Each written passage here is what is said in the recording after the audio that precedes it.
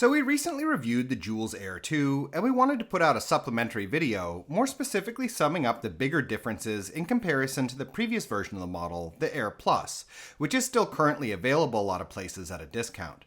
And beginning with size and weight differences, the Aer 2 is a tad heavier than the Aer Plus, 6.7 kilos versus 6, and its folded dimensions are taller, though otherwise slightly more compact, at 53 by 44 by 23.5 versus 53.5 by 45 by 21.5.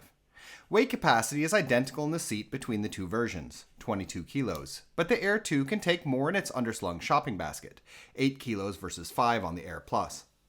When it comes to child comfort, the seats of both models are equally wide, 37 centimeters, and nearly identical with their other dimensions as well, such as the lengths of the back and baseboard or space under the canopy, though the Aer 2 does have a major comfort advantage over the Aer Plus with regards to younger toddlers in its new 15 centimeter inbuilt adjustable leg rest, while with the Aer Plus, there is a leg rest available, but only as an extra accessory.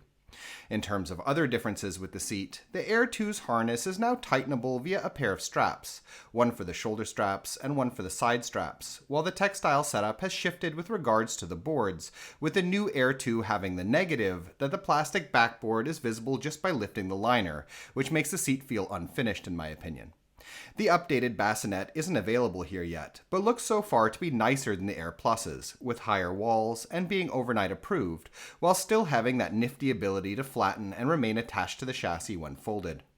When it comes to other changes made to the model, the Aer 2's shopping basket is slightly larger, and there are mechanical changes with both the rear and front frames as well as the wheels, with the rear wheels now being screwed in place and the crossbar having been shifted higher, making it less likely that you'll accidentally activate the brakes when walking. While in front, the front wheels are larger than they were on the Aer Plus, 5.7 inches versus 5.1, which is enough to give the newer version a noticeable advantage with stuff like gravel and uneven pavement. Though that noted, the Aer Plus is pretty decent when it comes to lighter rough stuff like this as well, and both versions have better than average shock absorption in comparison to the wider market. Joolz has removed the swivel locks with the Aer 2, which is fine in my opinion as they're more necessary on larger strollers, though the front wheels feel as though they sit a little looser on the Aer 2 than with the Aer Plus, which may create more potential for problems down the road.